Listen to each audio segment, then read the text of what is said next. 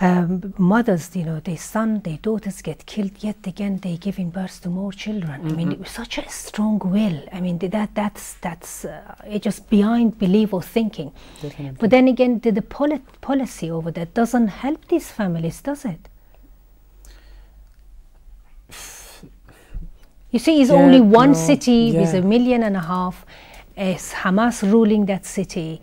It should be a well-organized education. People who do have money contribute.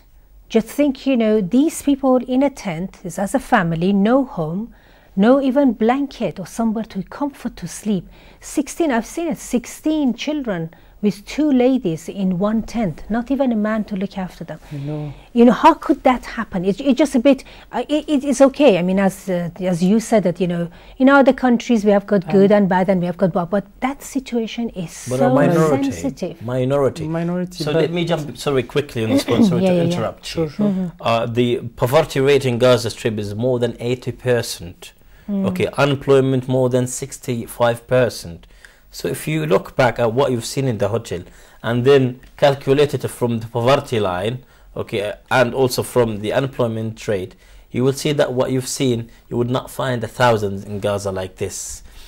If you go really more and dig in Gaza, you will see how the families are united, okay? When a calamity, when a war or Israel is shell a place or something, I went after the war directly, and I've seen how the families went to other families. For example, there are 60,000 who became homeless. Do you think the tents, what you've seen, were enough for 60,000? They were not only in the tents. Maybe in the tents you'll find 5,000 across, but most of the other 50,000 or 55, they were scattered or separated or went to their people's or relatives' houses. They are all united.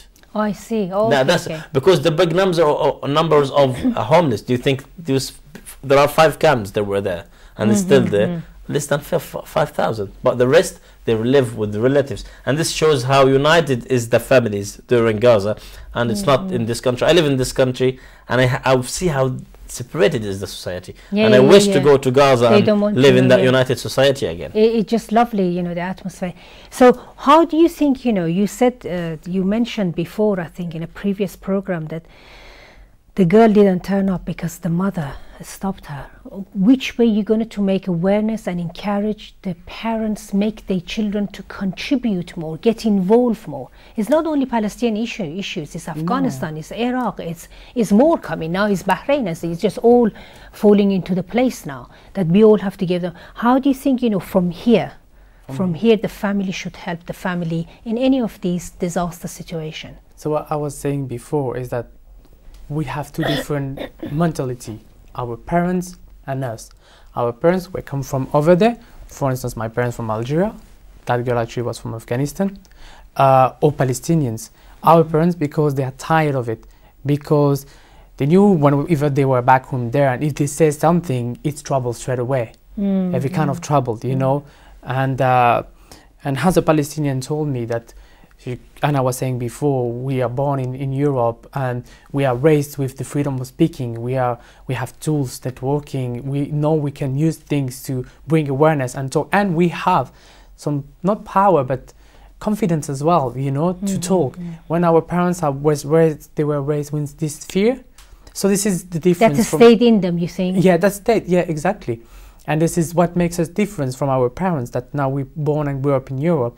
We have this freedom, some kind of freedom, what they call it, and we are able to use tools to bring awareness, to explain what is happening, and to make more and more people aware about it, and bringing other children, to come and to know about it, and going home, talk to their parents about it, and more, and this way people will be aware and know exactly what is happening. I want to know, you're the new generation, what you feel that I see in many youths, particularly my children.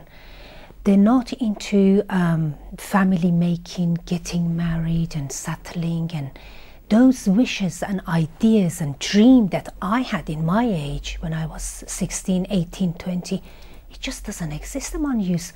Do you think because of the disaster we're going through, or because they just think they have no hope, because they don't see any point in it? I think it's a mix of them.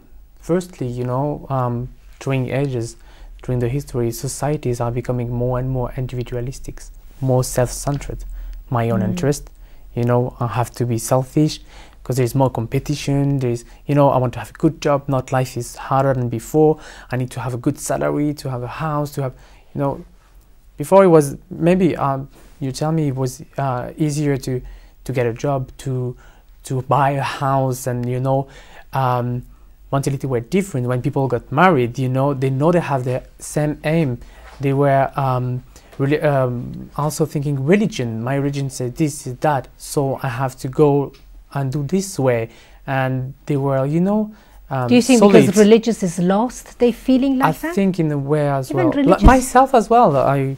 Even religious youth are that they're not sort of, you know, really into the making family, and they maybe it's just something lift from their mind because of what's happening in the world. Exactly, and also the new technology shows us what is all happening in the world.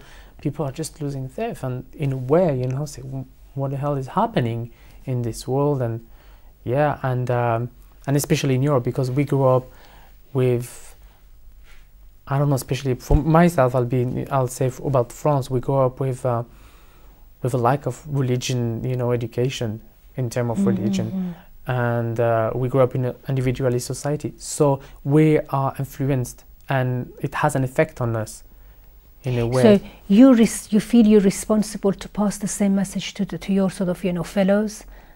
Exactly. So how would you do it?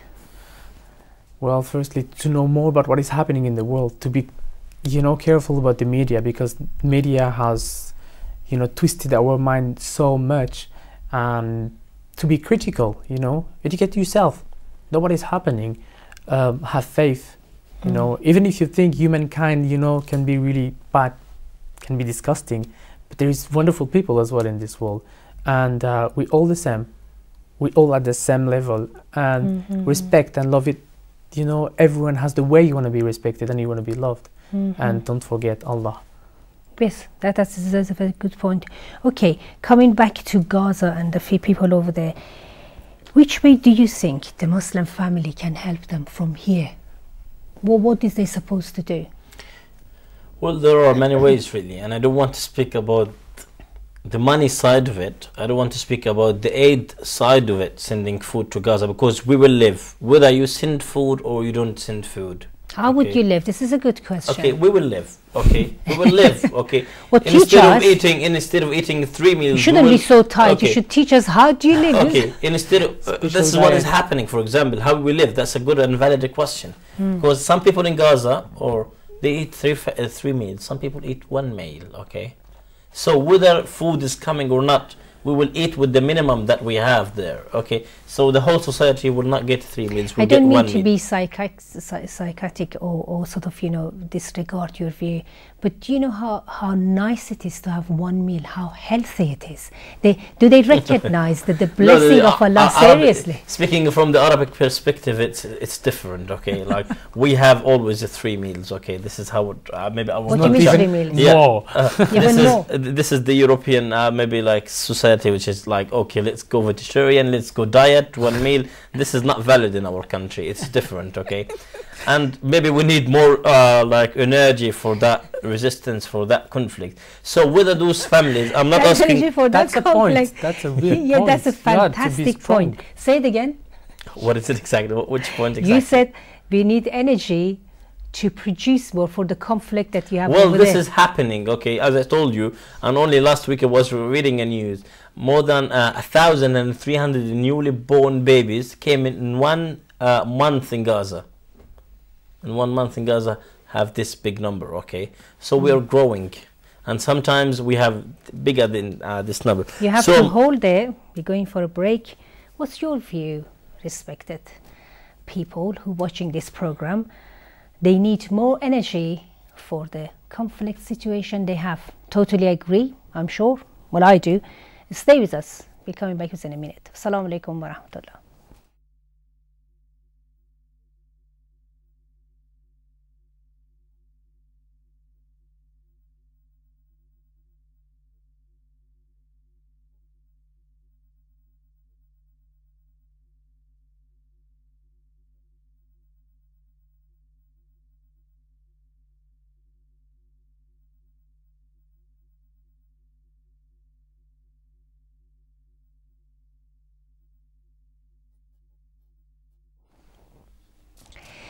You're watching a Muslim family in Europe with me, Mahnaz Bahaji, and Yasin and Samir. Habib, who's from Gaza. Okay, we were talking about you need more energy, but anyway, what I come to you. Let me just ask this question from you: how are they functioning, those children? You know, psychologically, they constantly seeing house built up, broken, parents been killed, auntie, uncle. You know, you just. Maybe like a live testimony of what I've seen when the Gaza war happened near my neighborhood, because my neighborhood was bombed that time. The F-16s were bombings, and I was holding my camera and I was just intentionally observing the children. The bombings was happening, and what was the reaction? They just kept playing, and the bombings were around them. They didn't care. By the time they got used to these bombings, they got used to this war. Or it's just like a big bang and noise coming and it's they got used to that. Okay, it was dangerous, and their families, okay, they know that they leave them in the street to play. That's all right, okay, because life is going on in Gaza. It's different. If you take some people from this society, English society, and yesterday I asked somebody, okay, you are sick of this country, and he's very pro-Palestinian. I asked him, just go live in Gaza. He said, no way. Okay, they cannot cope. But people there, they're adamant, they're strong, they have the will, they have the determination to go on and on, because they know it's their land, and there is no way for them to go out, as Israelis want them to go out. They just see life just as it is. It goes on. This is the life. Despite with the minimum, with the siege, with the war, life goes on. But some people are very upset, and we don't say that the whole society is content and happy with what is going on. A large majority, let's say, of the youth of my age, they want to migrate to Europe. Okay, they want to leave. And I have a very nice story about someone who was a friend of mine. He was most of the time, okay, I want to migrate to Europe. I want to migrate to Europe. My friend is there. He works in Sweden. He gets lots of money. Sameh, let's go and leave to Europe. I said no. I went to Italy, made a speaking tour in 2008, and then got back to Gaza. And he and I were invited to France in an event to speak. Okay, I refused to go to Spain. Then he went alone, and then from Spain he went to Sweden. He claimed asylum, and he started to complain after a few months in Sweden, and after 6 months he went back to Gaza. He couldn't cope, because still we have the link with our land, and even if we will migrate, we will stay there. I'm here, but really, on daily basis, I am there. Okay, even my work, it's for Palestine. Even my writing is about Gaza, and it's continuous. My interviews, my workshops. Yes, I think you come into it. How would you give a hand to the people from Palestine who helping their own situation from here? This is another way. You know, you have to make international community aware. This is yeah, exactly, networking and informing. Lately, we created. Last Saturday we had the meeting with all the London Student Society of Palestine, all the Palestinian society, I mean. We had a meeting, and we created our own kind of own headquarter, if we can call it this. Yeah. So all the Palestinian society of London are linked. They link it to this headquarter, and our purpose is going to be awareness.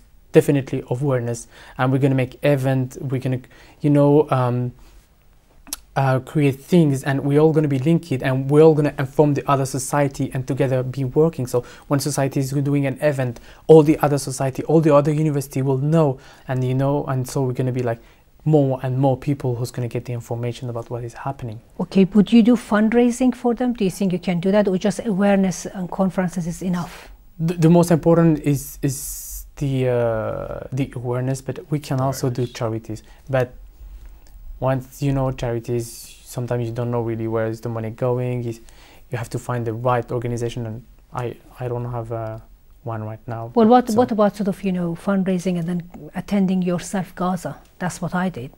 I wouldn't trust anybody, sorry.